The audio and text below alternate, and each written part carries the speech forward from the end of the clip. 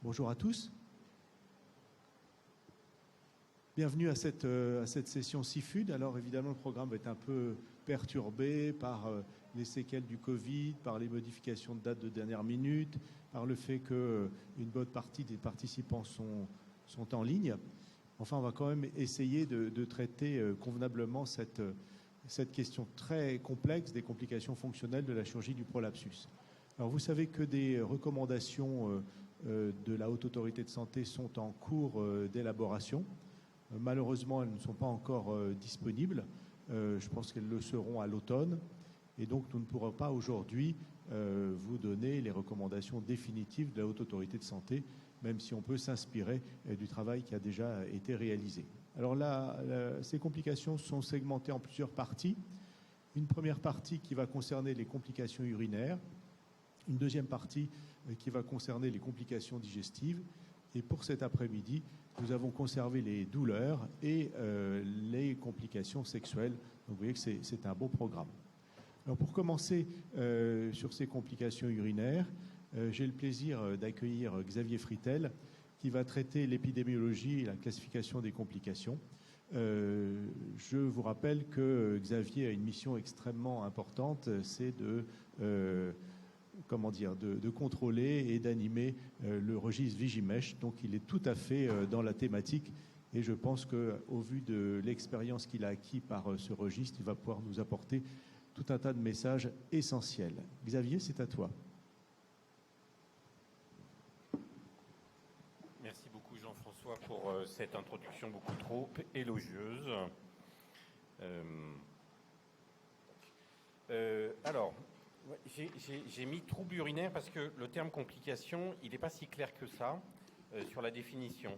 Quand on prend la classification de Clavien-Dindot, vous connaissez bien, les auteurs distinguent les complications opératoires et post-opératoires, c'est-à-dire la déviation de ce qui est attendu sur une chirurgie normale, de l'échec, par exemple l'échec sur le prolapsus et l'échec sur l'incontinence, des séquelles.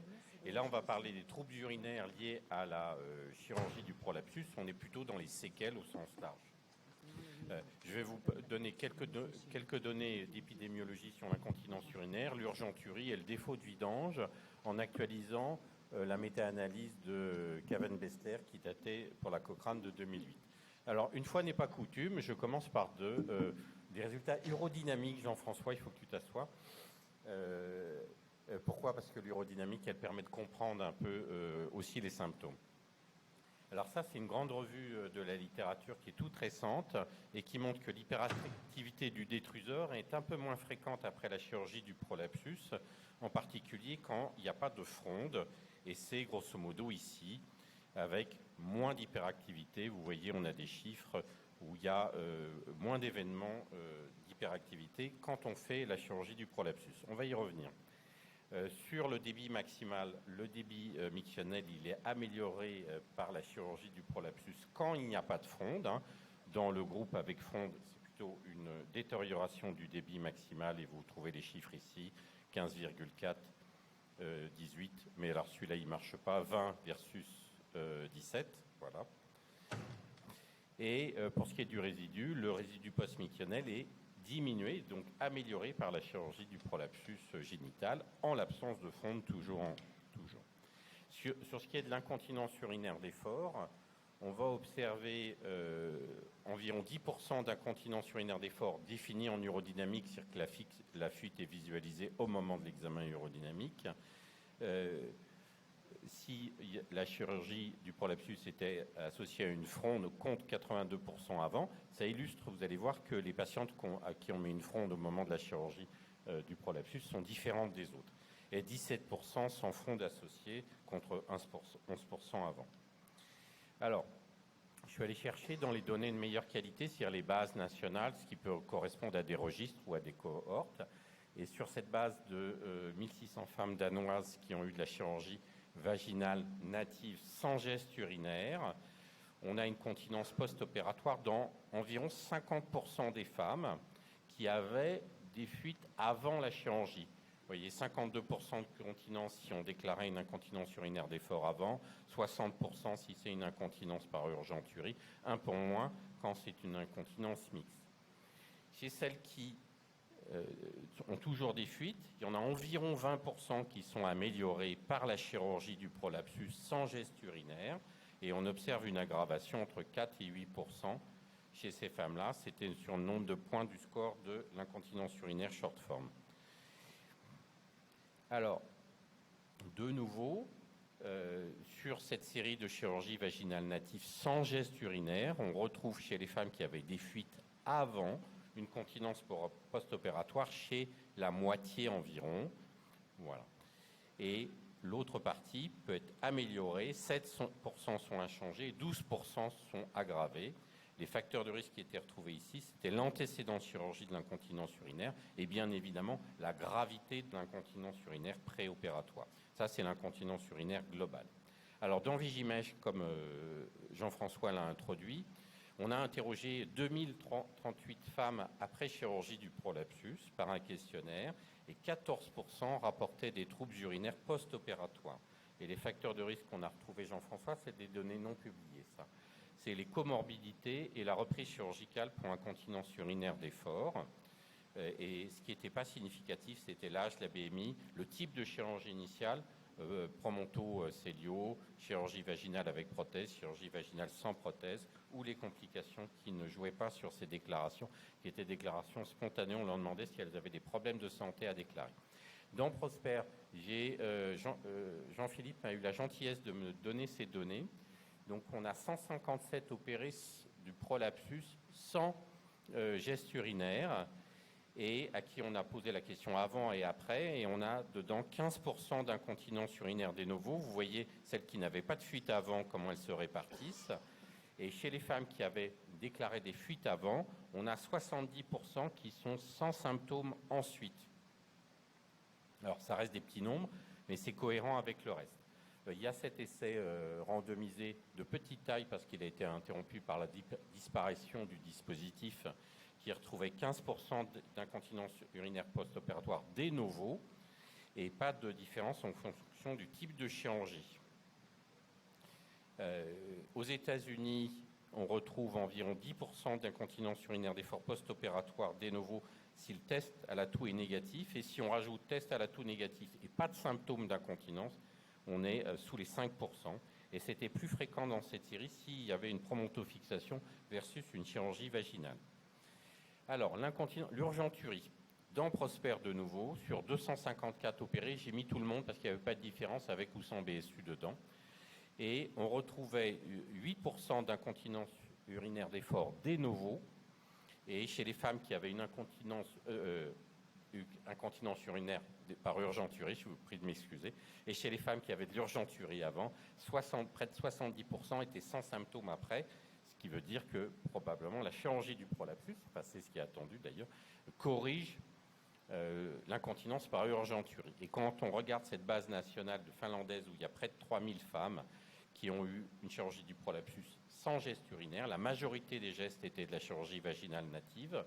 On trouve que l'urgenturie est améliorée par la chirurgie. On le voit sur tous les termes. Vous avez baseline et le pourcentage des symptômes ensuite.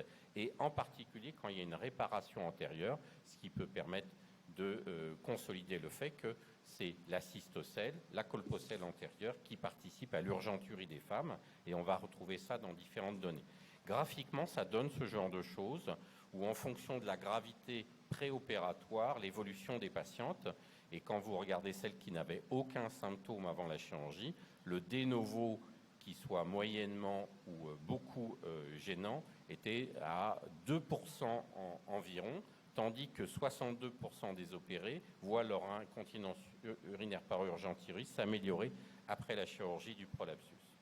Et quand ils ont réanalysé, ils ont montré que l'incontinence urinaire par urgenturie était associée au prolapsus antérieur, à la colpocèle antérieure, mais pas à la postérieure.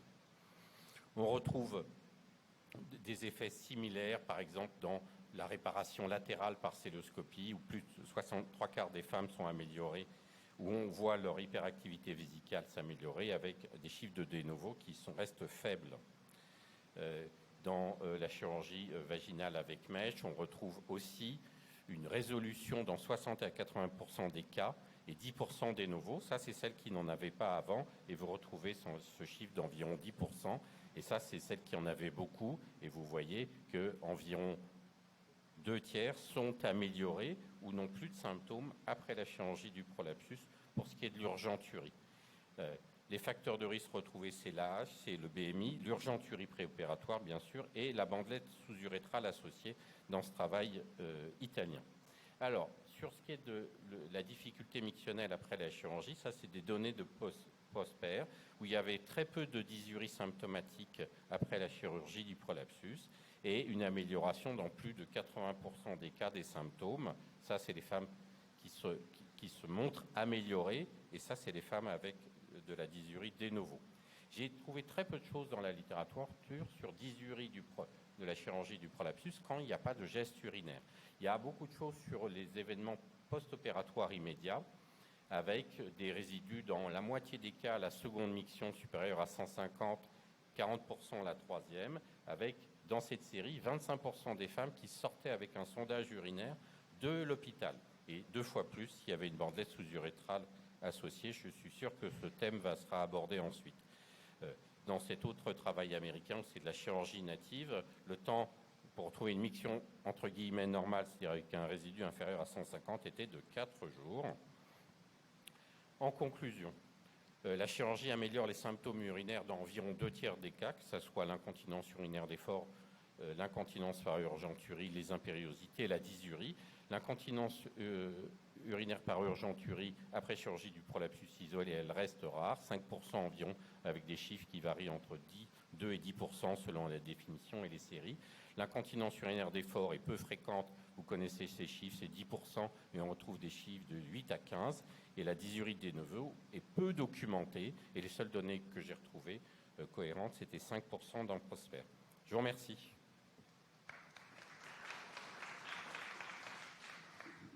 Merci beaucoup Xavier. On va peut-être discuter suite à la présentation suivante pour regrouper un petit peu les présentations. Et donc maintenant, je vais demander donc à Madame Stivalet de venir nous parler de dépistage et prévention des complications urinaires post-opératoires. Je pense que vous parlez sous le contrôle de Monsieur Hermieux. Tout à fait.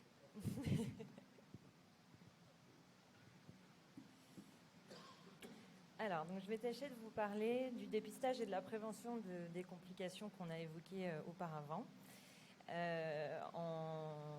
en reparlant un peu donc, des données qu'on va retrouver dans la littérature, en les détaillant donc, chacune séparément comme ce qui a été fait précédemment.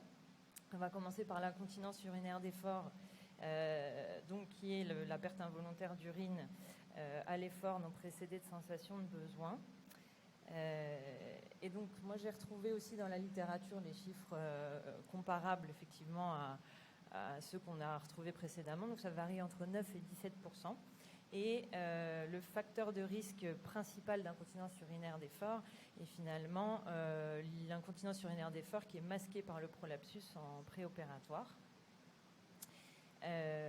Donc, en préopératoire, elle est symptomatique et identifiée facilement dans les prolapsus de bas grade. En revanche, pour les prolapsus plus importants, elle est masquée, et elle est masquée par des phénomènes complètement plutôt obstructifs par effet pelote. Et cette incidence masquée par le prolapsus, alors dans la littérature, elle varie beaucoup, elle varie de 10 à 80%. Ah pardon, excusez-moi. D'accord. Donc, cette incontinence urinaire d'effort préopératoire qu'on va essayer de dépister pour prédire l'incontinence urinaire d'effort post-opératoire, son taux varie beaucoup selon les études et également selon la méthode de réduction du prolapsus pour pouvoir se faire une idée de cette incontinence préopératoire. En effet, quand on essaye de réduire le prolapsus avec un PCR, les taux de détection sont assez faibles. Alors quand on va réduire le prolapsus avec un spéculum, le taux de détection de cette incontinence urinaire d'effort préopératoire est beaucoup plus important. Donc je reparlerai un peu plus du dépistage à la fin du topo. Néanmoins, le facteur de risque principal d'incontinence urinaire d'effort post-opératoire étant une incontinence préexistante avant l'intervention, il faut donc essayer de le dépister en préopératoire. En essayant de réduire le prolapsus, donc plutôt avec le spéculum pour essayer d'avoir un taux de détection le plus important. Et du coup, On informera la patiente du risque de persistance de cette incontinence en post-opératoire et on essaiera de la dépister en post-opératoire lors des examens cliniques qui vont suivre la chirurgie.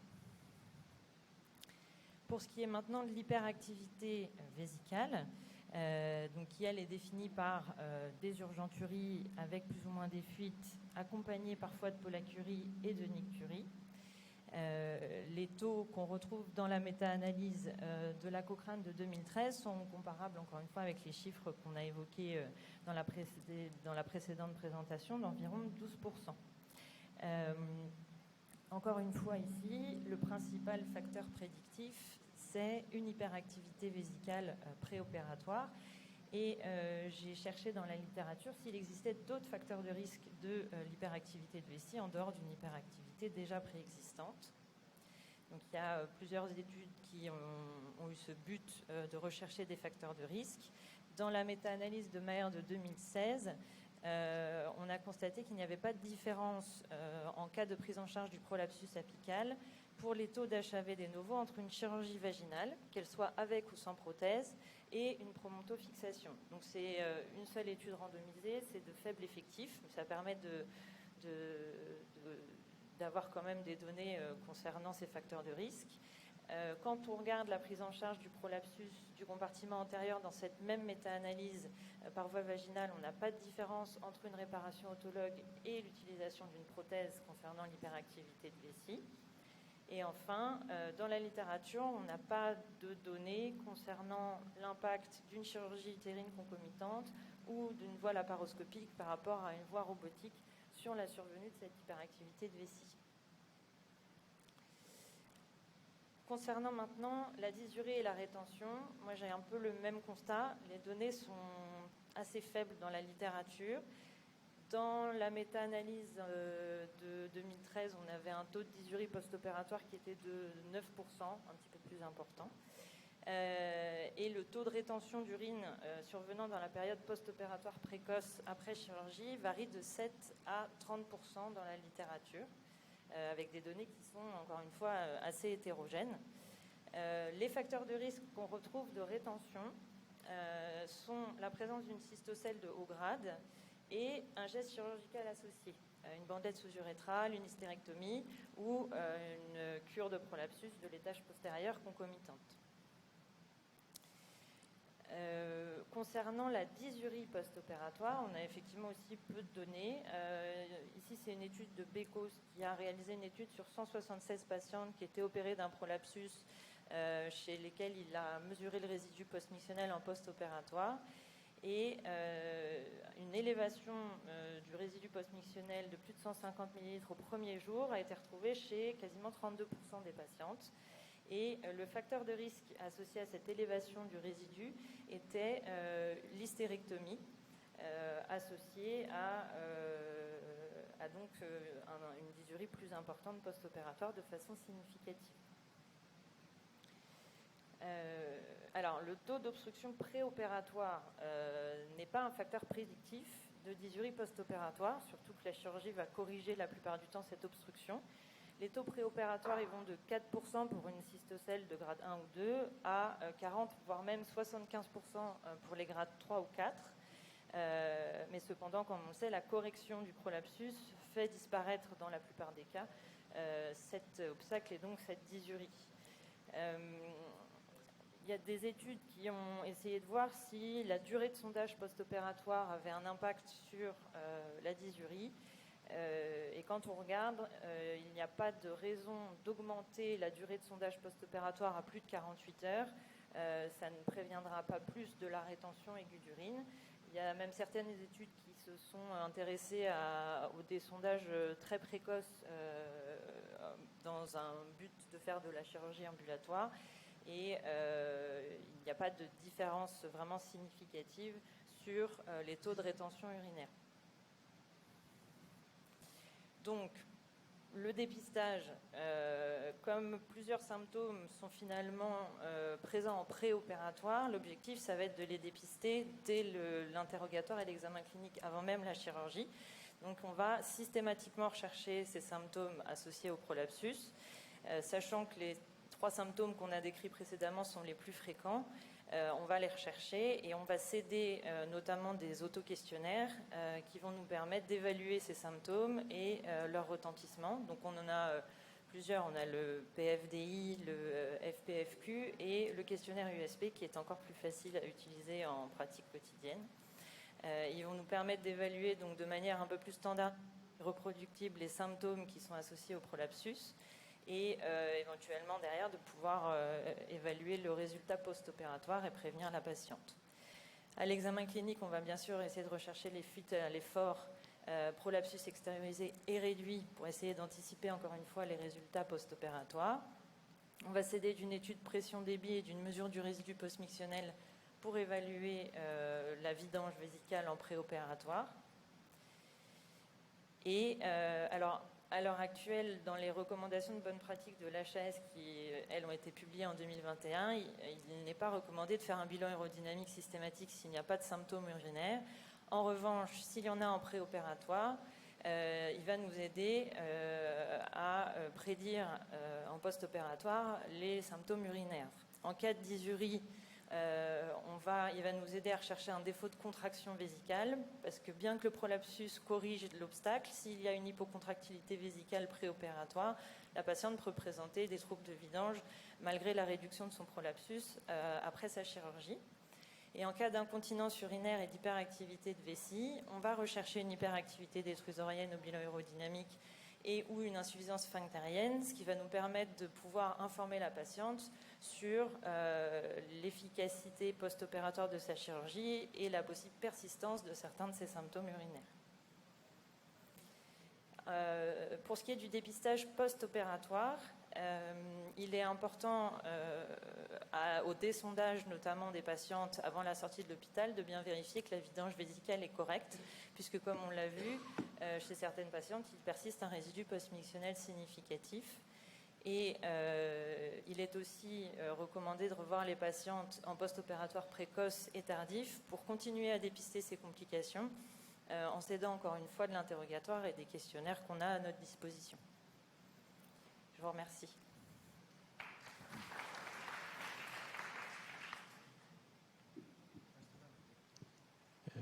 On va peut-être démarrer une petite discussion suite à cette présentation un peu générale sur l'épidémiologie et ensuite la prévention des troubles urinaires dans les cures de prolapsus. Est-ce que vous avez des remarques ou des questions dans la salle ?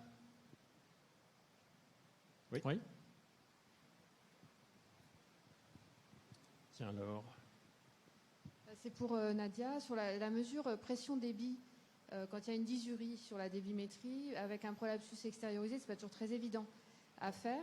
Et moi, je me pose plutôt la question de faire une débimétrie avec un PCR en place pour voir si le PCR permet d'améliorer la débimétrie sans forcément avoir les pressions vésicales permictionnelles.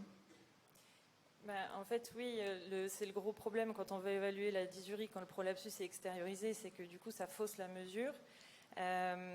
Effectivement, pour faire une débimétrie, laisser le spéculum en place, ça paraît compliqué. Donc, dans ce cas-là, on peut effectivement utiliser le PCR. Le problème, c'est que, comme on l'a vu, c'est pas le meilleur moyen de dépister, de réduire le prolapsus et de dépister les symptômes urinaires. Mais effectivement, c'est une limite qu'on a en préopératoire, c'est que tant que le prolapsus n'est pas réduit, on n'a pas une mesure qui est forcément très fiable de la vidange vésicale.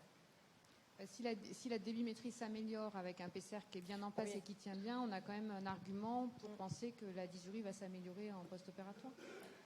Alors, je suis assez d'accord avec toi sur la difficulté de la mesure pression-débit lorsqu'on a un prolapsus, surtout s'il est extrêmement important. On n'arrive jamais à le maintenir et on n'arrive pas à avoir des données fiables. Mais on demandera tout à l'heure à Gabriel de nous dire comment, chez le professeur Amarenko, on fait des pressions débit chez ces femmes qui ont des cystocèles du 3e ou du 4e degré. On n'en fait pas. Si. Attendez, je ramène le micro parce que je pense que sinon personne n'entend avec la ventilation. Excusez-moi. En fait, souvent, en pratique, les patientes, elles nous disent et elles nous signalent au cours de la consultation qu'elles sont obligées de refouler un tout petit peu leur prolapsus avec le doigt pour pouvoir faire pipi. Parfois, elles expriment ce geste-là pour pouvoir faire pipi et diminuer la dysurie. Donc, ça aussi, comme pour la rectocelle, éventuellement, lorsqu'elles vont aller à la selle. Hein, c'est un peu le même principe. Je reviens un petit peu sur ce que disait Laure. Le test au PCR qui est quand même assez pratique. En plus, on est censé recommander l'utilisation d'un PCR à toutes nos patientes avant chirurgie du prolapsus. On sait bien qu'il y en a qui ne veulent pas en entendre parler, mais leur mettre un PCR même pour 2 jours, qu'elles se rendent compte si elles vident mieux leur vessie, faire une débimétrie, c'est pas aberrant non plus en démarrage. Et moi, je voulais rebondir sur la dysurie, parce que Xavier nous disait qu'il y a des dysuries post-opératoires, c'est ce que tu disais, qui sont assez mal évaluées, qui sont une des choses qui est les plus casse-pieds dans la prise en charge des prolapsus. J'ai l'impression que c'est un peu plus fréquent après voie basse, peut-être parce qu'on opère des cystocèles un peu plus volumineuses ou qu'on fait plus facilement des hystérectomies totales, je ne sais pas, mais que c'est un peu plus fréquent et que c'est mal, on ne sait pas combien il y en a exactement, et d'ailleurs on ne sait pas très bien les gérer dans les semaines ou les mois qui suivent quand c'est des dysuries un peu prolongées. Et je regrette comme toi le manque de renseignements scientifiques. Et c'est peut-être lié à la dissection, Michel. C'est-à-dire que quand tu fais une promonto, tu dissèques la partie haute du vagin, et tandis qu'en voie basse, bien sûr, on est plus près du col. Et puis, avant de parler de dissection, il faut savoir quelle est la vraie définition de la dysurie, parce que ça, personne ne sait vraiment. On va se baser dans des chiffres, c'est souvent le chiffre d'un résidu de 150 millilitres qui est avancé, mais 150 millilitres, s'il n'y a pas de SEMPO, pas d'infection urinaire, pas de retentissement sur l'autre appareil et des pressions vésicales qui sont basses, finalement, tout le monde s'en fout. Donc, sur les chiffres, ça va être une dysurie, mais en réalité, c'est une dysurie qui n'a pas de signification. Ça reste de la rétention et pas automatiquement de l'obstruction. Absolument. Oui. Une mauvaise vidange, disons tout simplement. Est-ce qu'il y a d'autres remarques sur le sujet? S'il n'y en a pas, on va peut-être avancer. On va avancer alors sur... Et on va demander à Renaud. Alors Renaud, je crois qu'il est en distanciel, non? On va voir si on clique dessus ce qui va se passer. Ouais. Hein? Donc il doit nous parler de bilan et traitement de l'incontinence urinaire d'effort de Novo. Et après, vous voyez qu'on va parler de l'hyperactivité et on reviendra sur la prise en charge des dysuries précoces avec Xavier Bon, il ne se passe Gamet. rien.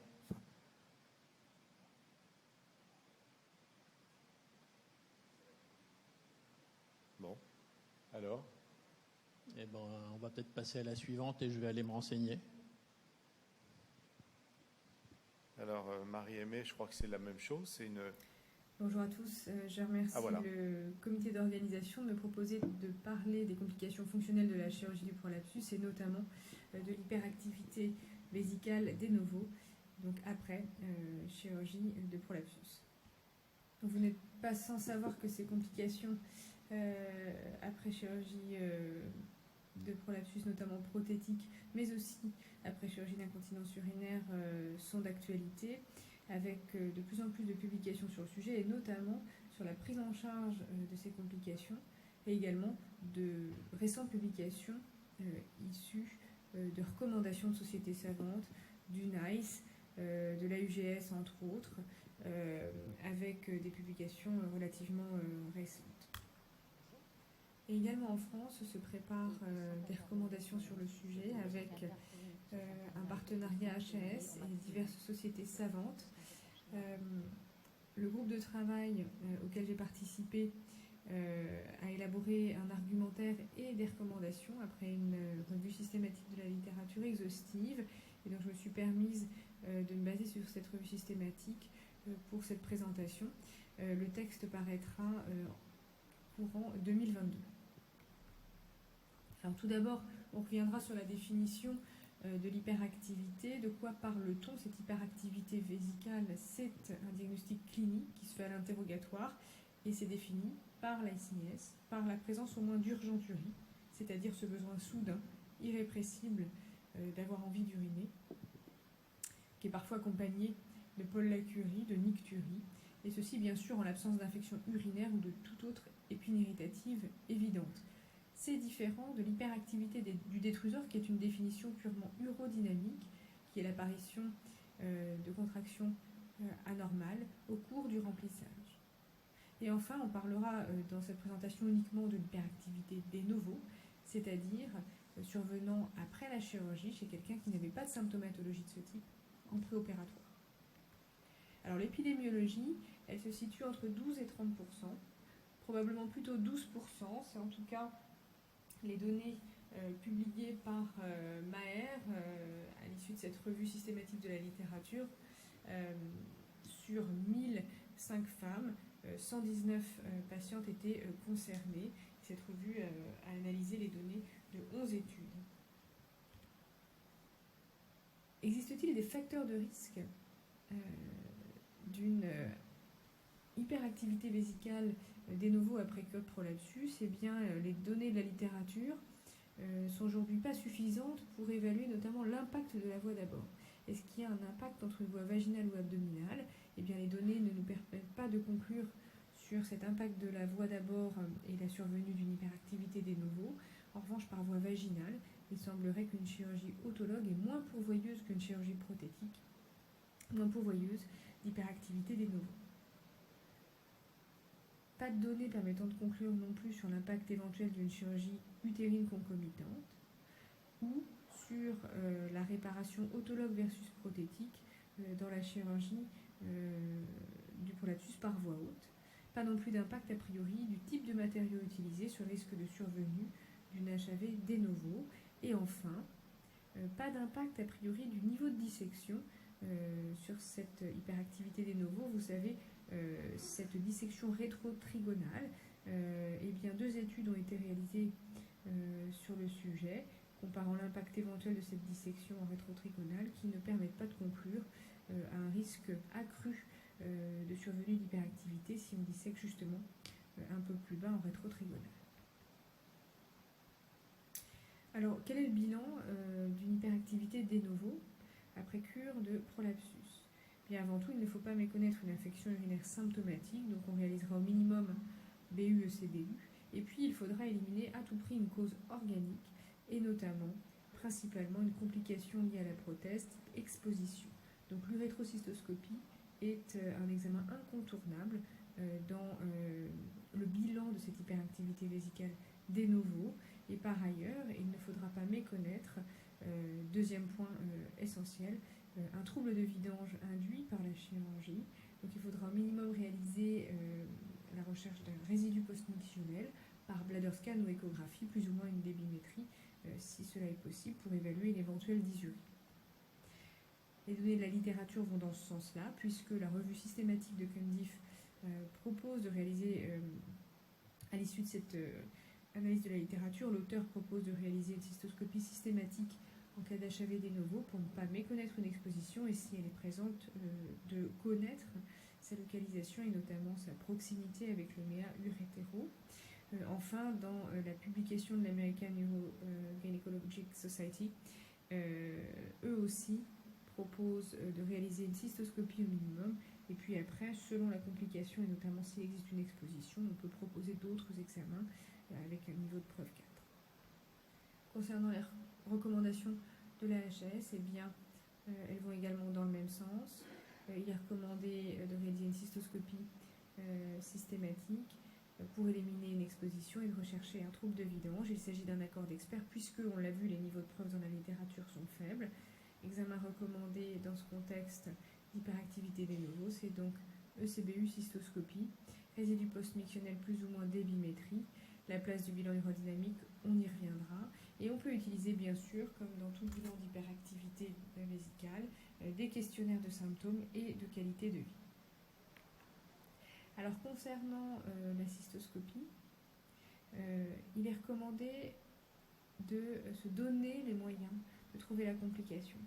Cela veut dire qu'on la fait en consultation si cela est possible, si la patiente n'est pas trop douloureuse, mais surtout, on va utiliser un cystoscope 30 ou 12, mais on peut utiliser très rapidement un cystoscope 70, voire un fibroscope souple avec rétrovision au col vésical pour rechercher parfois des toutes petites expositions situées au col ou sur des faces latérales.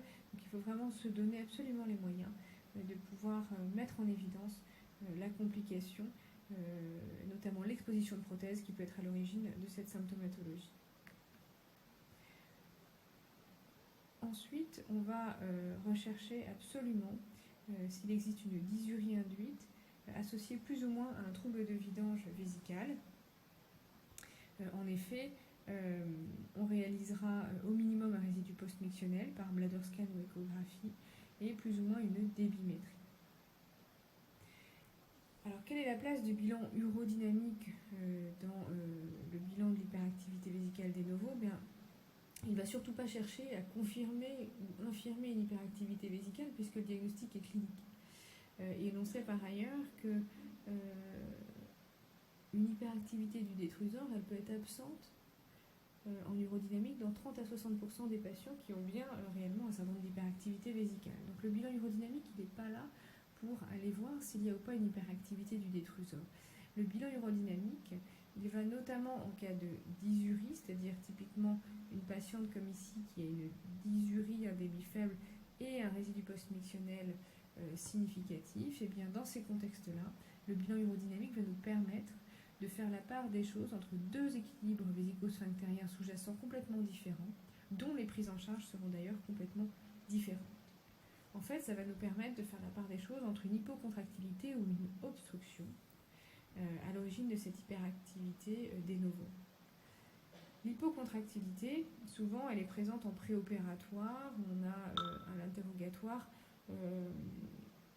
une patiente qui se plaint probablement déjà d'une dysurie préopératoire, de devoir parfois pousser pour uriner. Et en urodynamique, vous aurez, alors en plus de cette débimétrie libre que vous aurez avec une dysurie, ce débit faible, ce résidu, on aura en urodynamique, ici, piste bleue vésicale, piste verte abdominale, rouge détrusorienne. Et bien quand on remplit ici la vessie, aucune anomalie au cours du remplissage. Tout ce que l'on voit ici, ce ne sont pas des contractions anormales du détrusor, puisque on ne voit rien sur la piste détrusorienne, ce sont des artefacts. Par exemple, la patiente a rigolé, discuté. Ici, elle a dû tousser. Ici, très clairement, elle a toussé. Et puis, pendant la miction, on observe une dysurie, une débimétrie polyphasique, et puis, en fait, une patiente qui n'a aucune contraction détrusorienne, mais qui urine essentiellement par poussée abdominale. Ça, c'est une possibilité complètement différente d'une obstruction. Vous aurez la même présentation clinique, la même débimétrie, le même résidu, mais en fait ici, lorsqu'on demande à votre patiente d'uriner, le débit est certes faible polyphasique, mais ici, il y a bien une contraction détrusorienne et elle est relativement élevée. Donc contraction détrusorienne élevée, débit faible égale obstruction. On peut toujours utiliser éventuellement des nomogrammes qui vont surtout associer le fait qu'on ait un débit max faible, en dessous de 12 millisecondes, avec des pressions détrusoriennes élevées au moins supérieures à 20 cm d'eau. Mais la vraie définition, c'est ça. Le débit faible avec, malgré tout, une contraction détrusorienne élevée. Donc le traitement n'est pas du tout le même, puisque dans l'hypocontractilité, en fait, ça ne sert à rien d'aller retirer le matériel. La patiente n'urinera pas mieux après. On va avoir toujours ce défaut de contractilité, et donc là on peut lui proposer plutôt le recours aux autosondages intermittents propres. En cas d'obstruction, en revanche, peu de données spécifiques en lien avec le prolapsus, mais on peut extrapoler des données disponibles dans les obstructions post-pose de bandelette sous-urétrale, avec en fait ce qui est proposé notamment aussi dans les recommandations HAS, en cas d'obstruction avérée, une reprise chirurgicale est recommandée en première intention, surtout pour éviter le retentissement à long terme sur le haut appareil urinaire, mais aussi sur le bas appareil urinaire, avec des infections à répétition, voire aussi une hyperactivité vésicale qui persiste. C'est-à-dire que plus on prend en charge tard ces patients qui ont une obstruction et une hyperactivité vésicale associée, moins les résultats, notamment sur l'hyperactivité, risquent d'être satisfaisants. Et puis, ce n'est qu'en cas de refus de la patiente ou de comorbidité qu'on ne proposera pas de chirurgie et qu'on proposera plutôt le recours aux autosondages. Alors, quel traitement, en revanche, si on a une exposition vésicale? Eh bien, en cas d'exposition dans l'arbre urinaire, il faut retirer le fragment exposé dans la vessie. Ça, c'est clair et net. Sinon, on va avoir un risque de lithiase et d'une hyperactivité qui se chronicise. Il faut bien prévenir les patientes que même si on les traite, on a un risque de ne pas améliorer le symptôme pour lequel elles sont venues consulter, donc notamment l'hyperactivité ici. On risque de ne pas arriver à retirer toute la prothèse, de faire une plaie dans la vessie, dans l'urtère. Et si plaie dans la vessie, risque de sondage prolongé. Il faut aussi prévenir les patientes que parfois, si on n'a pas réussi à retirer toute la bandelette, il y a un risque de récidive et des risques de réintervention ultérieure. Donc l'information donnée est extrêmement importante ici. Alors que dit la littérature sur la meilleure stratégie à adopter en cas d'exposition prothétique à l'origine de cette hyperactivité? Faut-il faire un retrait endoscopique, enfin cystoscopique ou chirurgical? Et il n'y a pas d'étude comparative. Dans le contexte de prolapsus, on a une étude comparative dans les bandelettes sous-urétrales. Cependant, on a quelques données quand même dans la littérature. Globalement, ce qui ressort de là, c'est que le traitement cystoscopique, certes, il est peu invasif, il peut être proposé, mais il y a un risque de récidive et de retraitement important. Ici, dans l'étude de Cato, 80% de récidive et d'intervention itérative. Cundiff, qui avait fait cette revue systématique en 2018, déconseille le retrait par voie cystoscopique et propose plutôt une chirurgie la plus complète possible. Et puis sur le papier AUGS Yuga, certes on peut proposer des traitements endoscopiques avec un risque plus important de récidive d'exposition et des difficultés à retirer secondairement la prothèse en cas de récidive de cette exposition. Alors que dit la littérature entre retrait partiel ou complet? Donc là on fait bien de l'ablation chirurgicale, mais faut-il faire un retrait partiel ou complet? Alors quelle que soit la technique partielle ou complet, on va avoir un taux de succès de 60% sur les troubles urinaires, sur l'exposition. Mais chez les patientes à qui on va faire un retrait partiel, on obtiendra ce résultat probablement au prix de plusieurs interventions. Donc il y a un risque accru de récidive d'exposition, de réintervention si on fait du partiel. Donc la chirurgie complète est mieux pour diminuer le risque de récidive de l'exposition, de réintervention, même si elle expose un risque de récidive du prolapsus plus important. Donc finalement, à la lumière de ces données, on propose une prise en charge après décision, après information, décision partagée. Il faut bien informer la patiente de la balance bénéfice-risque entre le risque de récidive de l'exposition, le risque de récidive du prolapsus. Difficile de trancher réellement en l'absence d'études comparatives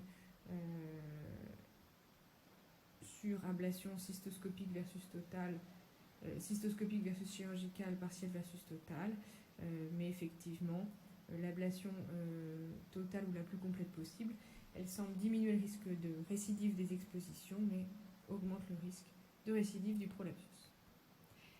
Enfin, quel traitement si notre hyperactivité vésicale est idiopathique, c'est-à-dire absence d'exposition prothétique et absence d'obstruction induite par la chirurgie? Et bien finalement, lorsqu'il n'y a pas de complications de ce type, pas d'argument pour proposer une ablation de la prothèse, et du coup on peut traiter cette hyperactivité vésicale comme on le ferait pour une hyperactivité vésicale standard, en utilisant bien sûr des traitements conservateurs, puis médicamenteux, puis des traitements chirurgicaux et enfin des traitements de recours en l'absence d'efficacité ou insuffisance d'efficacité. Donc au total, l'hyperactivité de novo après cure chirurgicale de prolapsus, eh bien c'est à peu près 12% dans la littérature. Il faudra dans le bilan rechercher une infection et une complication à type exposition prothétique, voire obstruction induite. Donc au minimum un ECBU, une cystoscopie, un résidu post-mictionnel, plus ou moins une débimétrie. Le traitement bien sera réalisé après une information complète et une décision qui sera partagée. Probablement un intérêt à un retrait le plus total possible pour éviter le risque de récidive des expositions en cas d'exposition et d'amélioration à long terme des symptômes d'hyperactivité, mais cela expose à un risque plus important de récidiver le prolapsus. En tout cas, pas d'indication à retirer du matériel s'il n'y a pas de complications en lien avec la prothèse. Et les recommandations à venir, courant 2022, recommandations HAS. Je vous remercie. On va remercier Marie-Aimée. Je suis absolument désolé de la qualité du son. On a demandé aux techniciens d'augmenter, mais on est au maximum de son. Et sur la clim, qu'on ne peut pas arrêter. Donc vous remercierez pour moi VIP Paris, le Palais des Congrès de Paris, qui n'est pas capable de fournir des salles convenables. Est-ce que vous avez des questions sur cette communication ?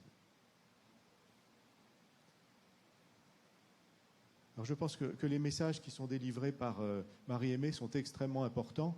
Les signes d'hyperactivité vésicale après cure de prolapsus sont assez fréquents et ils sont souvent, il faut bien le dire, méconnus.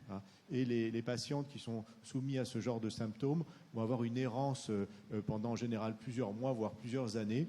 Et c'est finalement, après toutes ces années passées, que l'on va faire une cystoscopie et qu'on va découvrir une érosion avec des calculs. Donc ça, c'est franchement quelque chose qu'il faut éviter. Donc devant tout signe d'hyperactivité vésicale après une cure de prolapsus, je crois qu'effectivement, le premier examen à faire, c'est une cystoscopie. Le problème, c'est que parfois, la patiente, elle a une hyperactivité vésicale et on a complètement oublié l'antécédent de cure de prolapsus, surtout avec mise en place d'un élément de renfort prothétique.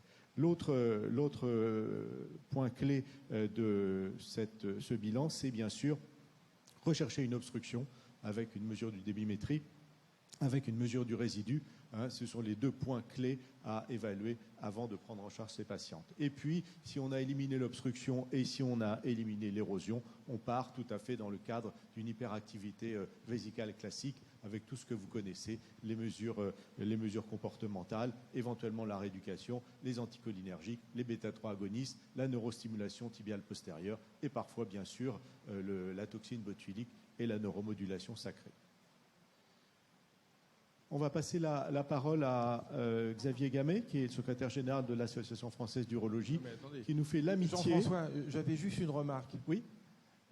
Excuse-moi. Je suis frappé, en fait, qu'il n'y a quasiment aucune étude. C'est-à-dire que là, ce qu'on est en train de dire, c'est on fait de la médecine au quotidien, puisqu'en fait, ce ne sont que des accords d'experts. Donc c'est quand même très étonnant, ce n'est pas une critique, c'est une observation, de dire que sur des pathologies qui sont fréquentes, qui sont gérées depuis plus de 20 ans par un tissu prothétique, maintenant par d'autres techniques parce qu'on n'a pas le choix, mais qu'on soit peut-être pas capable de monter des études pour avoir des vraies réponses. Bien sûr, on écoute ce qui est dit, mais quand je vois que la Haute Autorité de Santé va donner des recommandations en 2022 qui ne vont être jugées sur quasiment aucune étude, mais que sur des accords d'experts, je trouve ça un peu dommage. Ah oui, tu as complètement raison, mais il y a deux options possibles. La première, c'est de ne rien faire. Et la deuxième, c'est d'essayer de se mettre d'accord quand même sur des recommandations de bonne pratique. Alors, c'est toutes les difficultés de ces recommandations. Effectivement, tu as raison. On ne peut pas appuyer ces recommandations par des données de très haut niveau de preuve parce que ces données n'existent pas. Donc, on est obligé de se baser sur un avis, entre guillemets, d'experts avec les gens les plus expérimentés possibles pour essayer quand même de délivrer à tous les collègues des recommandations pour ne pas faire n'importe quoi. Parce qu'il faut bien reconnaître qu'en matière de prise en charge des complications de la chirurgie de la continence et du prolapsus génital, il y a pas mal d'erreurs de prise en charge. Je pense que ça va faire du bien quand même de dire, écoutez, non, il ne faut pas faire ça. Par exemple, tu as une rétention après la pose d'une bandelette sous-urétrale, il ne faut pas abaisser la bandelette avec un béniquet. Des choses comme cela, mais qui sont faites. Et j'ai même eu la surprise, quand on a regardé toutes les recommandations, de voir un qui était considéré comme relecteur, donc a priori connaître un peu le sujet, dire « Ah ben oui, mais moi je fais l'ablation de bandelette et je trouve ça très bien ». Donc je crois que c'est pas mal de quand même mettre un guide. Et puis bien sûr, pour toutes ces pathologies complexes, d'avoir recours aux réunions multidisciplinaires, où là, avec tout le groupe, on espère que les prises en charge vont être plus dans la ligne du parti. Mais ce que je voulais dire que la vigilance, c'est qu'il ne faut pas être dogmatique, parce qu'on n'a pas les moyens d'être dogmatique, et que des recommandations simples qui ne sont pas potentiellement prises comme une obligation d'eux, parce que la littérature ne permet pas d'aller dans ce sens. Je vous propose de ne pas parler des recommandations qui ne sont toujours pas sorties. Oui, mais on les critiquera bien volontiers. Là, c'est des recommandations, c'est des critiques de manière générale sur les recommandations. Ça ne concerne pas que le prolapsus. Oui. Ensuite, oui, l'urogynécologie fonctionnelle, je pense qu'elle manque de moyens, et que c'est ce qu'on voit aussi dans ce genre d'études de la littérature. Il y a peu d'études françaises sur le sujet, et on manque vraiment de données scientifiques sur ce sujet. Je vous propose quand même peut-être d'enchaîner. Et puis juste pour compléter, quand on voit aussi l'évolution du système de santé, du système hospitalier, de tous les fabricants de matériel qui se retirent peu à peu du marché, je peux dire que ces études, ça va être de plus en plus difficile d'en avoir, en particulier en France. À moins qu'il y ait peut-être des informations différentes, mais on est plus à gérer le manque d'IBOD qu'à réfléchir à des protocoles d'études. Et ça, c'est lamentable. Non, mais la vraie question derrière ça, en fait, c'est la méthodologie et sur quoi se basent des recommandations d'une manière générale. C'est-à-dire, est-ce qu'on fait de l'évidence-based médecine avec uniquement des niveaux 1, 2, enfin des niveaux de preuve très élevés, ou est-ce qu'on peut aussi se baser sur la vie réelle, les études en vie réelle, et puis sur l'évaluation des pratiques, et puis à ce moment-là, on se basera plus sur les experts. Mais l'avantage, c'est effectivement, c'est ce qui a été dit, c'est d'uniformiser en fait la prise en charge et essayer de faire le mieux pour le patient. Voilà, je crois. Je voudrais juste rajouter un truc à ce qui a été dit tout à l'heure, c'est que Jean-François, je suis étonné, il a dit qu'on faisait une débimétrie pour éliminer ou voir s'il y avait une obstruction. En fait, on fait une débimétrie, et vu qu'il y a une dysurie, à ce moment-là, on fait l'étude pression-débit, parce qu'on ne pourra pas dire qu'il y a une obstruction ou pas si on n'a pas fait l'étude pression-débit. Je crois que ça aussi, c'est un élément important, parce que malheureusement, dans tout ce qu'on a vu là, et dans ce qui a été montré par Marie-Aimée, c'est que si on veut vraiment faire le diagnostic de la dysurie ou de l'obstruction, il faut faire une étude pression-débit. Bref, ça c'était l'aparté. En tout cas, je suis très heureux d'être là aujourd'hui parmi vous, et je remercie le comité d'organisation de Paris Santé Femmes, ainsi que le bureau de la CIFUD-PP, qui m'a invité donc à venir vous parler aujourd'hui des dysuries précoces après chirurgie du prolapsus. Alors, malheureusement ou heureusement, j'en sais rien, il paraît qu'enseigner, c'est répéter, mais je vais redonner quelques chiffres que vous avez déjà eus, et qui, heureusement, en revanche, avec lesquels on est tout à fait d'accord. Et je dis heureusement parce que globalement, ça ressort effectivement des mêmes études. Alors simplement, si on regarde l'incidence de ces dysuries post-opératoires précoces, je n'ai pas parlé des tardifs, puisque Gabriel le fera bien mieux que moi après. Eh bien, si on va de la simple dysurie jusqu'à la rétention aiguë d'urine, on s'aperçoit qu'on a des chiffres qui vont très largement de 2 à 86%, quoi, de 0 à 100% quasiment. En fait, tout dépend de ce qu'on appelle dysurie, tout dépend ce qu'on a fait aussi. Et donc, c'est tout à fait variable. Aujourd'hui, on ne peut pas vraiment se baser sur un chiffre. Celui qu'on retrouve le plus souvent, c'est autour des 40%, on a dit 30% tout à l'heure, 30-40%. C'est à peu près ce qu'on retrouve, je vous dis le plus souvent, mais là encore, ça va tellement dépendre de l'intervention qu'on va réaliser. Et ça a été déjà dit, et je crois qu'il faut tordre le cou à cette affaire, c'est que c'est beaucoup plus fréquent s'il y a une bandelette sous-urétrale qui est mise dans le même temps que la cure du prolapsus. Mais je crois qu'aujourd'hui, on est tous convaincus qu'on ne traite pas les deux problèmes en même temps. On fait la cure de prolapsus et on verra bien ce qui se passe après. Et on mettra la bandelette si nécessaire. Et je profite que Xavier soit là pour souligner, d'ailleurs c'est ce que souligne très bien Vigimèche, et cela mettrait vraiment bien en valeur et ça va modifier nos attitudes et c'est une très bonne chose. Alors, je vous ai dit que ça dépendait des interventions, donc la bandelette sous-urétrale, on l'a dit, mais ça dépend également des interventions qu'on va faire pour la cure du prolapsus, et c'est avant tout les chirurgies paravaginales, on va le voir après, mais c'est bien sûr les traitements des prolapsus antérieurs, et également s'il y a une hystérectomie avec fixation du dôme vaginal qui a un risque plus important, ça a été rapporté, et les prothèses par voie vaginale, même s'il n'y en a plus aujourd'hui, mais on savait que c'était particulièrement fréquent, et cette étude qui a été qui est une extension de l'essai prospect qui le montrait bien. Alors, la voie d'abord, là encore, entre une voie vaginale ou une voie abdominale, eh bien, la voie vaginale est beaucoup pourvoyeuse de dysurie. À l'inverse, la voie abdominale, et ça a été déjà sous-entendu, je suis sûr que Renaud de Terrax, s'il peut se connecter, nous le dira, la voie abdominale, elle est beaucoup plus pourvoyeuse d'incontinence urinaire, en particulier à l'effort. Donc voilà, les mécanismes, on n'en a pas trop parlé jusqu'à maintenant, ça a été rapidement évoqué. Il y a plusieurs mécanismes potentiels qui sont rapportés dans la littérature.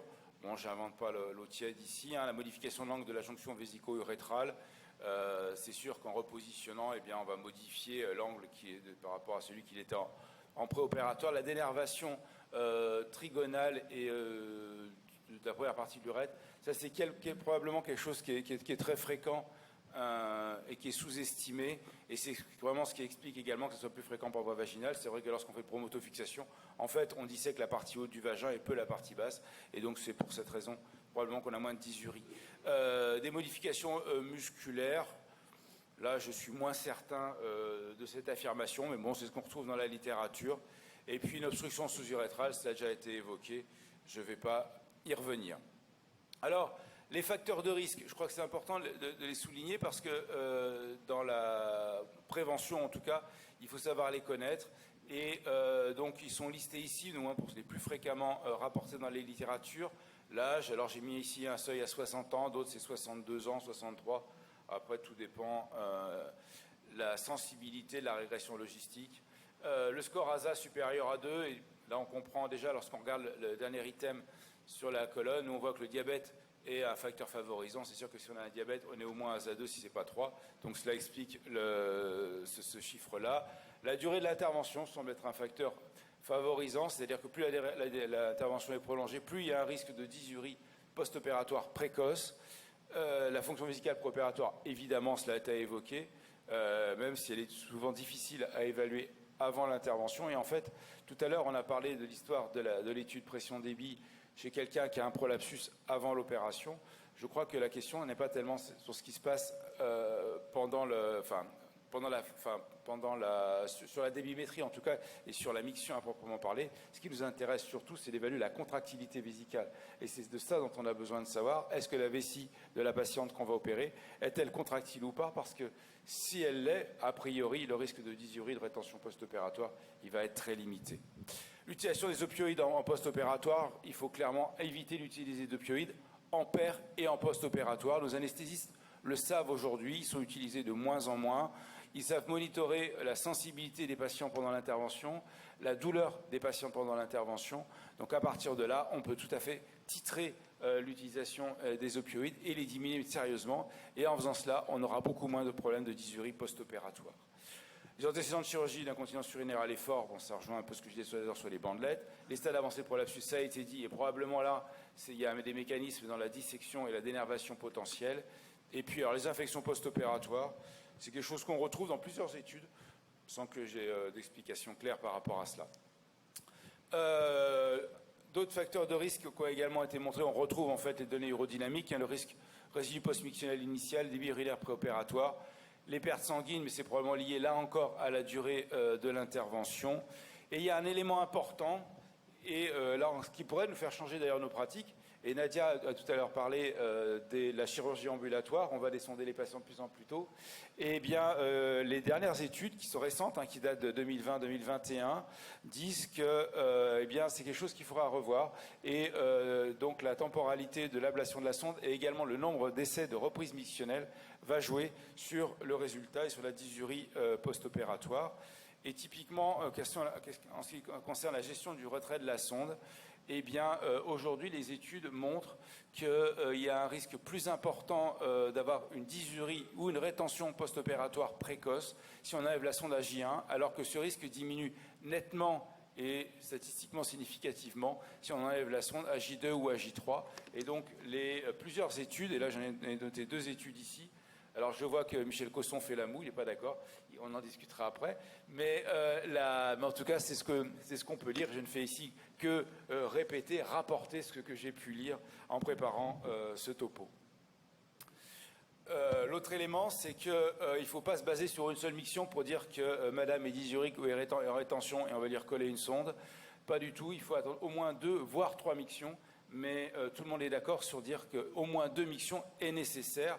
Et malheureusement, en particulier chez certaines patientes qui vont avoir l'ablation de la sonde à la consultation entre 2 patients ou voire même à domicile parfois, eh bien, on pourrait avoir une tentation à remettre trop facilement la sonde vésicale ou à envisager autre chose qu'on va évoquer après, alors qu'en réalité, eh bien, il faut leur donner la chance et c'est au moins 2 à 3 mictions et on ne pourra pas se décider une conduite d'avenir pour la patiente avant ces 3 mictions.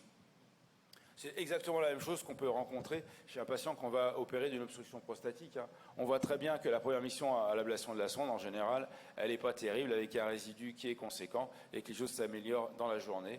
Donc, sachons prendre le temps et là encore, n'hésitons pas à faire cela si on le fait à distance, j'allais dire en hôpital de jour. Je parle principalement chez les patients pour une problème prostatique ou autre, mais en tout cas, il faut savoir le faire en gardant les patients dans la journée dans le service.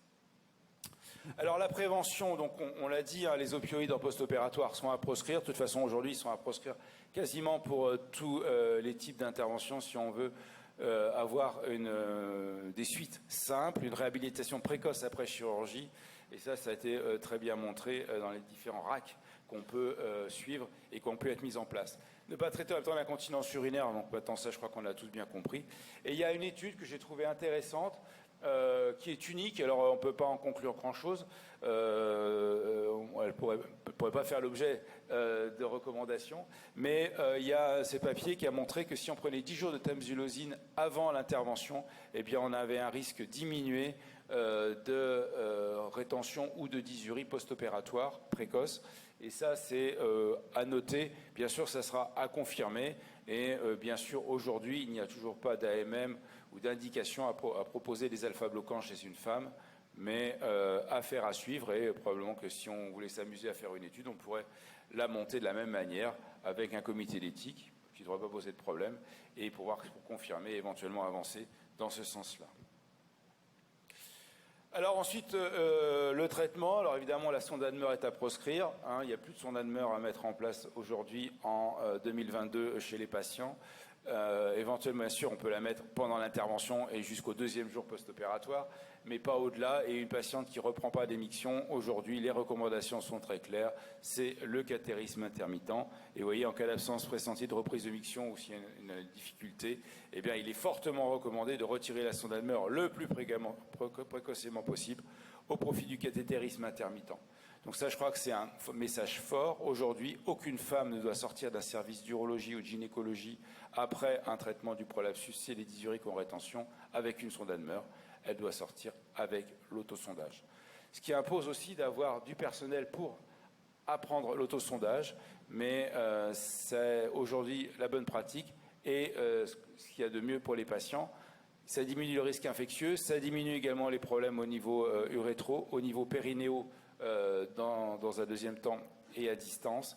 Et puis, j'aurais aimé vous le montrer, mais malheureusement, je n'ai pas trouvé d'études là-dessus. Ça améliore la reprise mictionnelle. J'en suis convaincu parce que je pense que c'est la meilleure mode de rééducation de la vessie. Mais ça, c'est qu'un avis personnel et ne sera jamais retenu par la Haute Autorité de Santé, malheureusement. Jamais. Alors, en plus, ça a la meilleure efficacité dans le terme du bénéfice coût-efficacité.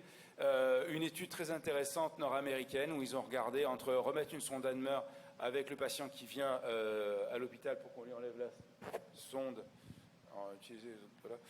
pour qu'on lui remette la sonde, pour qu'on lui enlève la sonde en hospitalisation, ou le patient qui va le faire enlever la sonde Admer à la maison, ou le patient sous autosondage. Et on voit très bien que la situation qui est la plus économiquement intéressante est l'autosondage. Donc vous voyez, l'autosondage, il y a moins de complications, moins d'infections, et en plus, ça coûte moins cher. Donc franchement, je ne vois pas pourquoi on s'en passerait. Voilà, donc en conclusion, par rapport à ce que je voulais vous dire aujourd'hui sur ces dysuries précoces, eh bien c'est une situation qui est fréquente, malheureusement, donc c'était important d'en parler, et je remercie encore les personnes qui m'ont demandé d'en parler. C'est surtout lorsque une chirurgie vaginale et s'il y a une bandelette sous-urétrale associés. Les facteurs de risque sont connus, donc luttons contre ces facteurs de risque et donc prévenons-les. Et puis donc l'intérêt des alpha-bloquants, on l'a cité, mais pour le moment c'est anecdotique, mais peut-être que ça sera intéressant dans l'avenir. Et pour les pratiques au quotidien, on enlève la sonde AJ2 et pas avant, au moins 3 tentatives de miction. Et si ça ne fonctionne pas, l'autosondage est à proposer en première intention. Je vous remercie. Merci Xavier. Je pense qu'on va faire la discussion après la présentation sur les prises en charge des dysuries tardives. Il y a des vraies questions là sur la durée du sondage. Moi, ça m'interpelle parce qu'on fait ça quand même en ambulatoire aujourd'hui. C'est chirurgie, en tout cas, une grande partie. Donc, je remercie. Bien, bonjour à tous. Merci au comité d'organisation de m'avoir convié à parler du coup de ces dysuries à distance de chirurgie de prolapsus. Donc, je tiens à préciser que je ne suis pas chirurgien, ni urologue, ni gynécologue, je suis médecin. Donc, c'est déjà un sujet qui m'a posé un petit peu problème parce que je me suis dit dans un premier temps, dysurie à distance d'une chirurgie de prolapsus, il va falloir que je me gratte la tête, les voies d'abord, tout ça, j'y connais rien. Si je trouve des choses dans la littérature en fonction des voies d'abord, je vais bien être perdu. Et puis, dysurie après une chirurgie de prolapsus, alors que généralement, pour moi, une chirurgie de prolapsus lève l'obstacle si elle est bien effectuée. On a plus une problématique d'incontinence urinaire à l'effort qui peut se poser, voire du traitement de l'hyperactivité vésicale qui peut persister. Donc, dysurie, j'étais bien embêté. Donc déjà, on l'a déjà dit en préambule, Xavier Fritel et Jean-François Hermieux, on en parlait un petit peu tout à l'heure. Qu'est-ce que c'est qu'une dysurie? Est-ce que c'est simplement, j'ai besoin de pousser pour uriner? Est-ce que j'ai une miction qui est fragmentée, qui est polyphasique? C'est quand même pas pareil.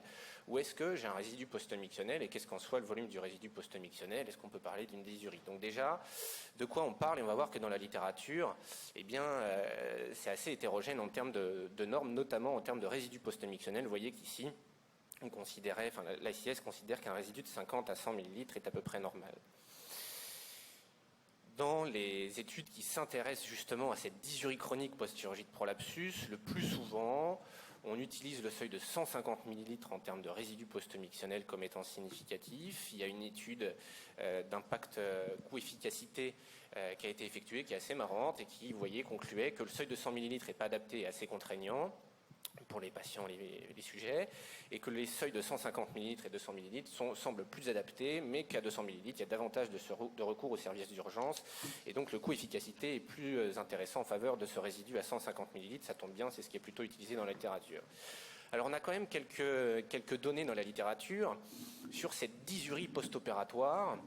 Malheureusement, on a quand même beaucoup d'études qui s'intéressent plutôt au sujet de Xavier Gamet, qui sont les dysuries post-opératoires précoces, avec tous les facteurs qui vous ont été listés, les opioïdes, la bandelette sous-urétrale bien évidemment, et puis la iatrogénie, donc au-delà des opioïdes, l'utilisation d'anticholinergiques si c'est des patients qui avaient notamment une hyperactivité vésicale préopératoire.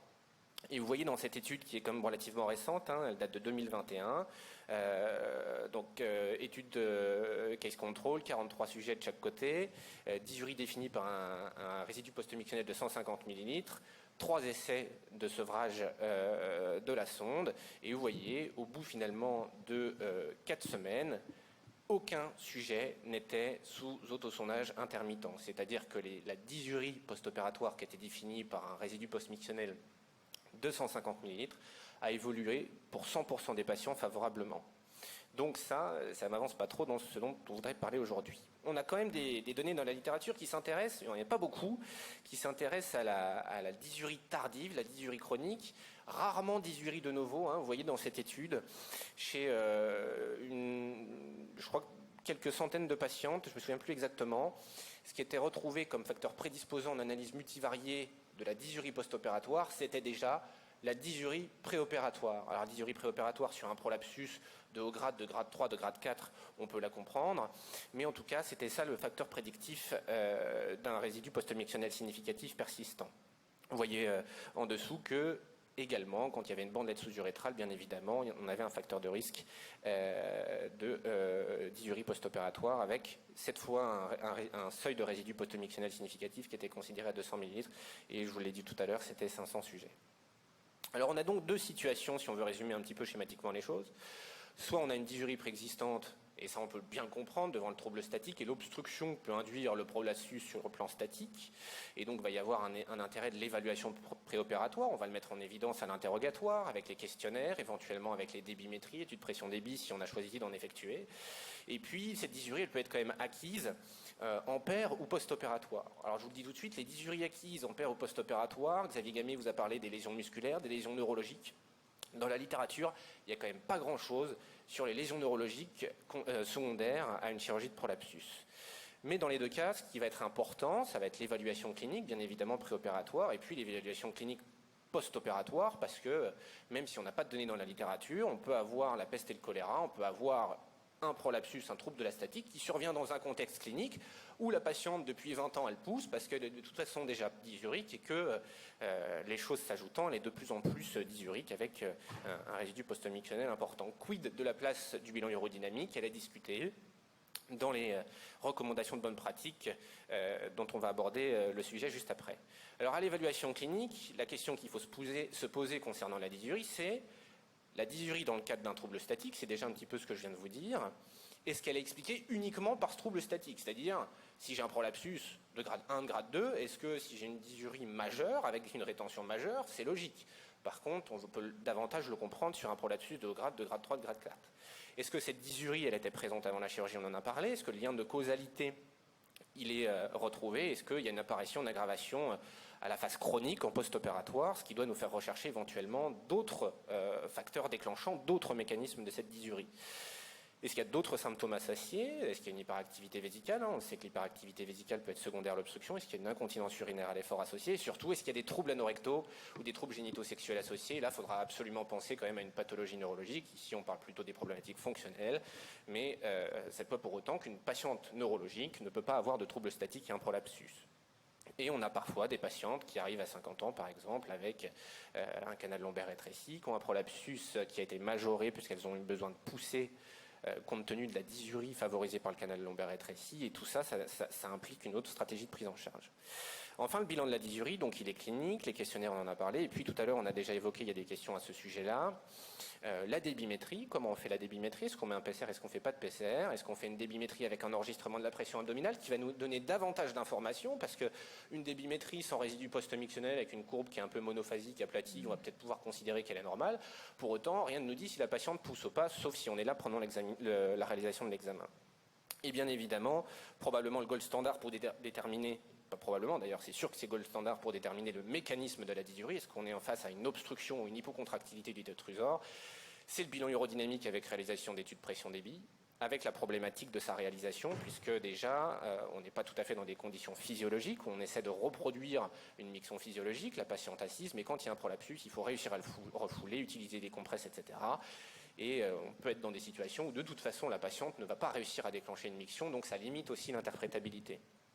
Et je vous ai mimé aussi éventuellement l'EMG, éventuellement l'IRM lombosacré. Là, bien évidemment, vous l'avez compris, c'est si on est dans le cadre d'un contexte qui ne va pas être uniquement lié à une problématique de dysurie sur un trouble statique. Alors vous connaissez certainement cette étude, et c'est pour illustrer la problématique de la débimétrie. L'étude de Romanzi qui nous a montré que dans le cadre des prolapsus de grade 3 et de grade 4, bien évidemment, on a davantage de dysurie. Vous voyez, hein, chez 44 patientes, je ne sais pas si on a une souris, je ne sais pas si ça passe. Chez 44 sujets, c'était statistiquement significatif. Et au bilan urodynamique aussi, il semblait qu'il y avait davantage d'obstruction sous-vésicale et d'hypocontractilité détrusorienne chez ces patients-là. On fait une débimétrie, et les débimétries qui vous est ici proposée, la première qui est en A vous montre vraiment un débit, une courbe de débimétrie qui est polyphasique, qui est vraiment anormale, hein. On s'attend normalement à avoir une jolie débimétrie en cloche, et puis la seconde débimétrie est faite avec PCR en place. Alors oui, après cette seconde débimétrie, la patiente a tout uriné.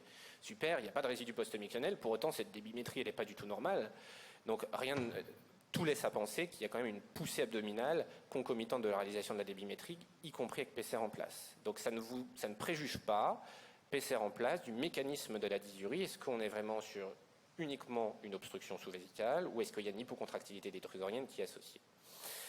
La place du bilan urodynamique, elle est débattue dans la littérature. On a pas mal d'études qui sont intéressées à ce sujet-là. Les recommandations tranche ou tranche pas, c'est-à-dire que, vous voyez, il y a un bénéfice sur le bilan urodynamique qui va permettre de montrer qu'il y a éventuellement, si tant est qu'ils sont interprétables et réalisés dans de bonnes conditions, potentiellement une hypocontractilité détrusorienne qui peut être mise en évidence, et puis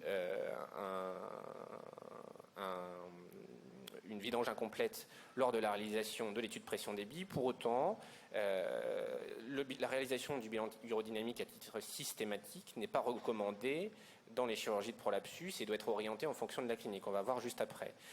L'hypocontractilité détrusorienne dans le cadre d'un prolapsus vésical, d'un prolapsus vaginal aussi, est fréquente par les mécanismes. Alors peut être expliquée par différents mécanismes, mais elle peut être expliquée notamment par l'obstruction chronique où il peut y avoir un remodelage vésical.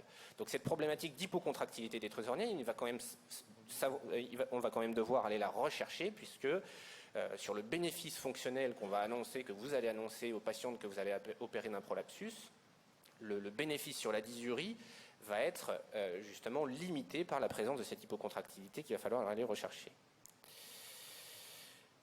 Quoi qu'il en soit, l'impact du bilan urodynamique sur le projet chirurgical et sur la réalisation de cette chirurgie de prolapsus et la réalisation de façon associée, ça a déjà été un petit peu évoqué, d'une chirurgie de continence avec une bandelette sous-urétrale, est franchement limité puisque il existe, vous voyez dans cette étude à laquelle Benoît Perronnet a participé, une modification de la stratégie chirurgicale chez seulement 11 sujets qui avaient été inclus, et chez les sujets qui présentaient une dysurie, une rétention urinaire, seulement 5 avaient bénéficié d'une modification du projet chirurgical, sans pour autant la préparation post-opératoire et l'apprentissage des autosondages. Alors, je vous ai mis rapidement les recommandations des sociétés savantes concernant la réalisation ou non d'un bilan urodynamique et d'une débimétrie, de façon très synthétique. Il n'y a pas d'indication stricto sensu à réaliser un bilan urodynamique avant une chirurgie de prolapsus. Ça doit être justifié par la clinique. Est-ce qu'il existe une dysurie très franche, une rétention urinaire très forte ou des symptômes associés, hyperactivité vésicale, incontinence urinaire. Tout dépend aussi de la question que vous allez rechercher. Chez la femme, le mécanisme de la dysurie dans le cadre du prolapsus, il est bien compris. Je vous ai dit tout à l'heure, on peut avoir la peste et le choléra. Il faut savoir quand même rechercher des facteurs associés qui vont expliquer la dysurie. Il va surtout falloir trancher entre l'obstruction sous-vésicale et l'hypocontractilité détrusorienne. La prise en charge thérapeutique, je me dépêche parce que c'est un petit peu trop long. Elle dépend du contexte clinique. Elle va dépendre du retentissement de cette dysurie, notamment est-ce qu'il y a des complications infectieuses. Il n'y a pas de conduite à tenir stricto sensu établie dans la dysurie de prolapsus, la dysurie liée au prolapsus. Quid du prolapsus récidivé dans un contexte de dysurie persistance avec résidu post-omissionnel? Il n'y a aucune donnée dans la littérature qui permet justement de moduler, de justifier une prise en charge thérapeutique spécifique. La prise en charge thérapeutique de cette dysurie, ça peut être la rééducation périnéale avec des bénéfices notamment sur éviter de pousser, prise de conscience de la relaxation périnéale qui peut apporter des bénéfices sur la qualité de la vidange. Les alpha-bloquants, Xavier Gamay vous en a parlé. L'étude que vous avez citée, Xavier, si je ne me trompe pas, ils ont retiré tous les patients qui avaient un résidu post-omissionnel préopératoire. Donc ils ont montré effectivement un bénéfice en post-opératoire précoce, mais sur le long terme et sur les patients qui ont un résidu préopératoire, il n'y a pas d'efficacité montrée, des données discordantes. Les parasympathico-mimétiques qui ne sont pas disponibles en pratique courante, la toxine botulinique intrasphinctérienne, c'est chez le neurologique. On pourrait discuter de la neuromodulation périphérique en cas d'absence d'obstruction, qui peut avoir un bénéfice à la fois chez les patientes qui ont une hyperactivité vésicale et une hypocontractilité détrusorienne. La méthode de référence, c'est le cathétérisme intermittent, on en a parlé. L'étude de Stoffel avec un cut-off de résidus post-omissionnels à 300 ml quand même, on n'est plus dans les 150 ou 200 ml qui sont décrits dans la littérature. Le cathétérisme intermittent, pour les patients qui se compliquent ou qui sont à risque. Voilà. La dysurie chronique en post-opératoire d'une chirurgie de prolapsus, c'est quand même très rare, c'est souvent multifactoriel. Quid de la préservation utérine? Il y a quelques données dans la littérature. S'il y a un prolapsus vaginal, ça je vais laisser mes confrères gynécologues et urologues en parler. Intérêt de l'évaluation post-opératoire, les traitements c'est au cas par cas. Quid de l'impact à long terme sur la récidive de prolapsus? On n'a pas de données dans la littérature, je vous remercie. Merci Gabriel. Tu vois que les médecins sont un peu plus bavards que les chirurgiens. On a la dernière présentation, donc, qui est celle de Renaud sur le bilan et le traitement de l'incontinence urinaire d'effort, qui est préenregistrée. Je vous propose de la passer et de terminer la discussion ensuite. PSF et à la commission de pelvicarinologie du Collège de gynécologie de m'avoir leur tendre l'oreille. Je vais vous parler des méthodes pour diminuer le risque médico-légal devant une complication. Problème des conflits d'intérêts, méthodes que j'ai répertoriées et que j'ai développées ensuite pour diminuer ce risque médico-légal devant une complication sont le respect des recommandations de bonne pratique et des décrets officiels parus récemment, le respect des indications chirurgicales, l'information préopératoire de la patiente qui est capitale et le délai de réflexion également qui lui est donné avant l'opération, et puis savoir expliquer ce qui est survenu au moment de la complication et de suivre ces patientes qui présentent une complication. Les recommandations publiées sur la prise en charge du prolapsus ont été publiées en 2009 en ce qui concerne la chirurgie d'incontinence urinaire d'effort. 2016, c'est l'année des recommandations communes entre la CIFUD, le Collège de gynécologie, l'AFU et la Société de chirurgie pelvienne. En mai 2021, la Haute Autorité de Santé a publié des recommandations sur la prise en charge thérapeutique des prolapsus. Et le 22 septembre 2021 a été publié un décret au journal officiel pour encadrer la pose d'implants de renfort dans la chirurgie du prolapsus par voie abdominale. Concernant ce décret précise bien qu'il est nécessaire de valider en concertation pluridisciplinaire avec au moins un urologue et un gynécologue obstétricien l'indication de prendre autofixation avant la chirurgie, que les patientes doivent avoir l'information de la conclusion de cette réunion, que les patients doivent également avoir une traçabilité de la prothèse implantée, qu'elles doivent revoir leur chirurgien dans le mois. Je vous propose d'arrêter parce que ce n'est pas vraiment le sujet. Normalement, c'est l'incontinence de novo après chirurgie du prolapsus. Et là, on part sur un topo sur l'incontinence urinaire d'effort générale. Il y a dû y avoir un mélange dans les présentations. Je vous propose d'utiliser le temps qui nous reste puisque la première session s'arrête là dans 8 minutes. Donc on prend un petit temps de discussion, si vous le souhaitez, sur ces complications finalement urinaires de la chirurgie du prolapsus. Et je te laisse lancer le débat, Jean-François. Et en particulier sur la dysurie. Avec Xavier Fritel. Gabriel, tu citais un papier italien de Frigerio sur l'hypocontractilité du détrusor. Et alors dans ce papier, qui est intéressant, c'est que ça s'améliore avec la chirurgie du prolapsus. Et surtout, ils n'avaient pas trouvé de valeur prédictive de cette hypocontractilité. C'est-à-dire que rechercher l'hypocontractilité avant ne permettait pas de prédire ce qui se passait après. Oui, merci beaucoup pour la remarque. Alors effectivement, il préjuge que la levée de l'obstruction liée au prolapsus, principalement de haut grade, va permettre une nouvelle modification structurelle vésicale et améliorer la contractilité. Ce qu'on peut voir parfois aussi, je parle sous contrôle, dans les chirurgies prostatiques avec une amélioration de la vidange vésicale et toute la modification de la symptomatologie plutôt d'hyperactivité vésicale. Effectivement, il y a une amélioration de la qualité de la vidange, mais dans les hypocontractilités importantes, si je ne me trompe pas, si je me souviens bien, il persistait quand même un résidu post-mixtionnel important. Voilà. Ils ont gradé l'hypocontractilité détrusorienne en fonction des indices de contractilité. Moi, je reviendrai bien vers Xavier. Ces recommandations de sondage de 48 ou 72 heures sont complètement inadaptées, en tout cas avec les RAC, avec les prises en charge en ambulatoire, avec toute notre prise en charge à l'heure actuelle. Donc, comment tu traduis ça en pratique ? C'est une bonne question. C'est-à-dire que moi, jusqu'au moment où j'ai préparé ce topo, pour nous, c'était très clair. C'était l'ablation le lendemain de l'intervention. Voilà. Et quand c'était fait en ambulatoire, c'était l'ablation de la sonde le lendemain à la maison par une infirmière qui passe. Voilà. Donc, c'est ce qu'on fait, c'est ce qu'on faisait, c'est ce qu'on va continuer à faire, je vous rassure. Mais c'est vrai que quand j'ai lu et que j'ai préparé ce topo, j'ai fait cette revue et c'est à ce moment-là que je suis tombé sur ces 2-3 papiers qui sont intéressés spécifiquement à ce sujet. Hein. C'était vraiment l'étude où on compare les patients à qui on enlève J1 ou J2 et d'autres c'était J1 ou J2, entre J2 et J4. Et où ils montraient qu'ils avaient moins de résidus, alors c'était basé sur le RPM avant tout, mais moins de résidus post-mictionnels lorsqu'ils les descendaient à J2 et pas à J1.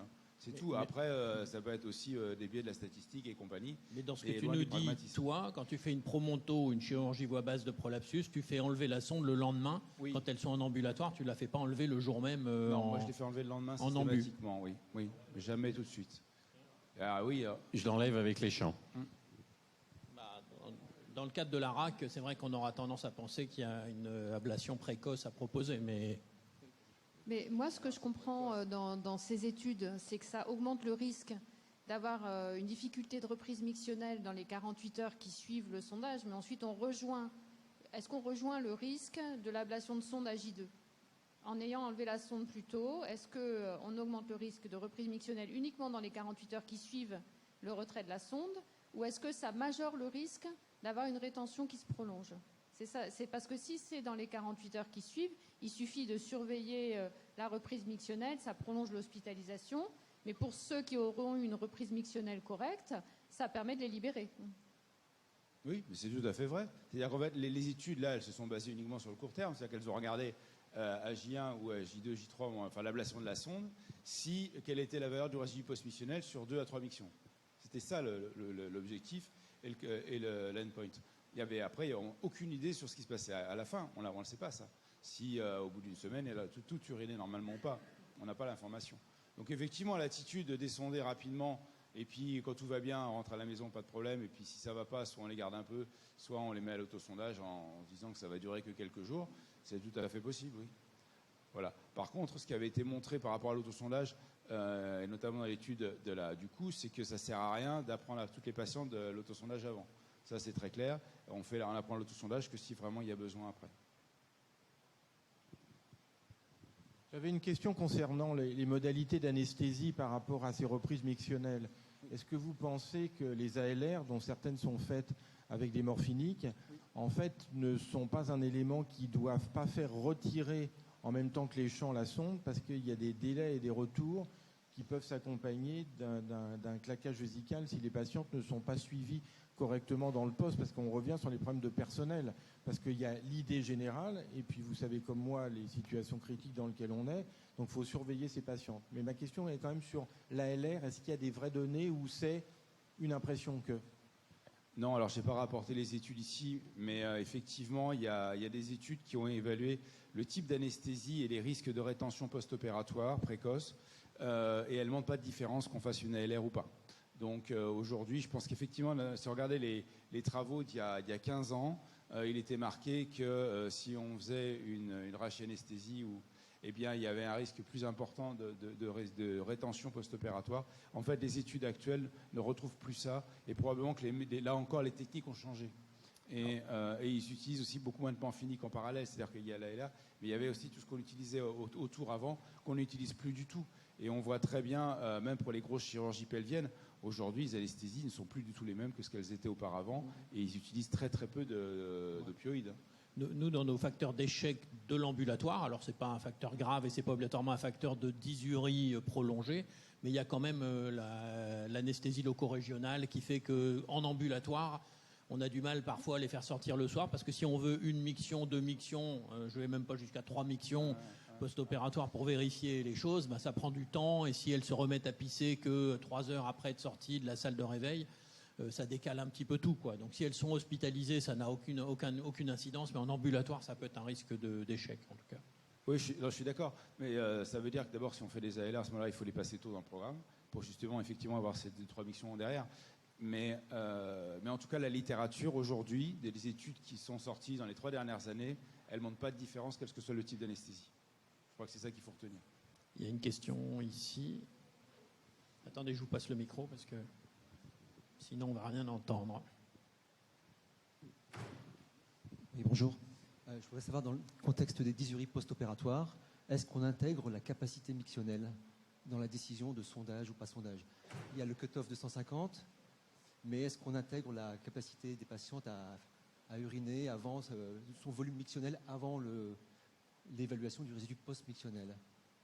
En gros, la patiente qui... non, mais il est évident que ça va dépendre du volume qu'il y a en pré-mictionnel, oui, on est d'accord. Alors, je ne vais pas tout dévoiler parce qu'on n'a pas le droit, même si certains l'ont fait, mais quand vous aurez les recommandations, vous verrez que ça se base effectivement sur un seuil, mais pas seulement, et ça peut se baser aussi en fonction du volume pré-mictionnel. Oui, c'est ça. Donc on intègre d'autres facteurs que le RPM.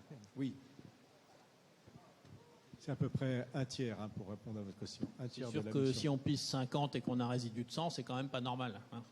Mais ça sera un peu précisé dans les recommandations. Nous, en base, on dit qu'il faut au moins qu'il y ait la moitié C'est-à-dire qu'il faut qu'elles aient pissé au moins la moitié de ce qui reste derrière. Donc si on a une miction de 200 cc, un résidu de 100, on laisse passer. Si on est à 150, 150, on peut laisser passer. Mais si on est à 100, 150, on ne laissera pas passer le résidu de 150. Mais bon, ça sera mieux précisé dans les recommandations, je pense. Peut-être on s'arrête là pour la session de ce matin. Je vous remercie de votre participation. Et donc on redémarre ici dans une petite demi-heure après le café dans cette salle.